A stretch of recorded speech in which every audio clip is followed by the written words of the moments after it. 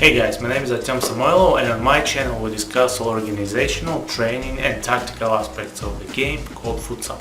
Let's go! So in this video we're gonna take a look at the situation, again the conflict situation on a training session. Now it's between two players. So how does the coach react to the situation where, for example, during the some drill or during the match that you have in a training session, two players collide, they start to vocally express their feelings and start to curse and start basically almost fighting, right? So how do you stop this situation? How as a coach you keep the discipline, keep the atmosphere in the team good in this case, right? So I'm just gonna tell you what I am doing, right? This is my way, and I came up with it from practice, right? When I encountered these kind of situations, I responded in a way, and I could see that this is working, right? So my objective is to stop the conflict, is to make sure that the conflict doesn't continue in the next training session, and so on and so on. So basically, so the players are not enemies after this, right? Because this will again have a negative effect on the atmosphere in the team. And this is the most important objective for me, right? So what do I do if they start to yell at each other?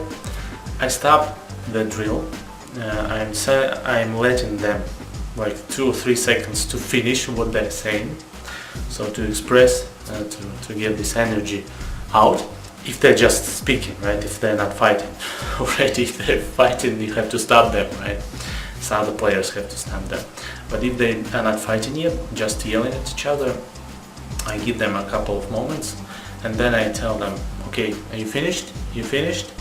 And then I tell both of them, no matter who was the starter of this conflict, no matter who was the guilty at this point, if both of them are yelling, if one is, for example, starting this and another is just answering, anyways, both of them are going to separate corners of the field, and they have to do push-ups, for example, sit-ups, whatever.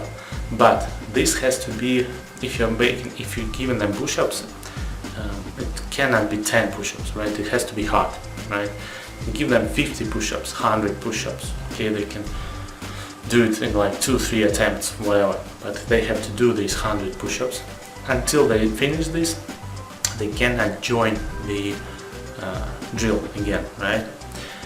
And what I do if the conflict stops because both of them have expressed their feelings. Well, they have this physical exercise, they are tired, they have no strength after this to continue. But sometimes I had the situations when guys were continuing again, start yelling at each other again, right? So I stop them again and give them 200 push-ups, whatever, or if it was 50, then 100 push-ups next time. So again they do this, and after this, usually, well, I didn't have any different situations. After this, everything stops, right? They are tired, they don't want to think about this situation anymore, they just want to continue training session, right? And then after the training session, you can talk individually to both of them that it's not good to do this, right?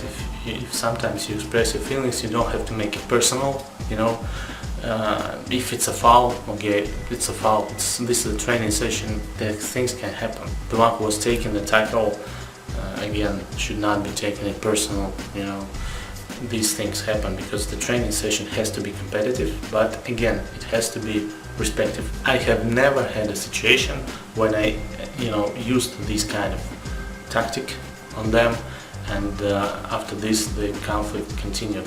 It never continued, it always stopped. And the atmosphere in my teams is always very good. This is something that I'm proud of. All my guys are very motivated, disciplined, and very, friendly. This like a team. This is very important. Okay, if you have any further questions, let me know in the commentary section below. Also, please tell me, do you like these kind of videos about player conflicts and how to deal with them? Should I continue making them? If you are subscribing to the channel, you are supporting my work, so please subscribe to the channel if you can, and like the video if you liked it, share this in social networks, I will appreciate that, and I'll see you next time. Take care.